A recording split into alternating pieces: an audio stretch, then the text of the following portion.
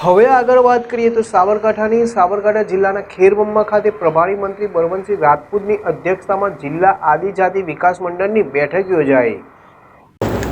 સાબરકાંઠા જિલ્લામાં ઉદ્યોગ, લઘુ સૂક્ષ્મ અને મધ્યમ ઉદ્યોગ, કુટીર, ખાદી અને ગ્રામોદ્યોગ, નાગરિક ઉડ્ડયન, શ્રમ અને રોજગાર તેમજ પ્રભારી મંત્રી બળવંતસિંહ રાજપૂતની અધ્યક્ષતામાં 2025-26ની જિલ્લા આદિજાતિ વિકાસ મંડળની બેઠક પ્રાંત કચેરી ખેરબ્રહ્મા ખાતે યોજાઈ હતી।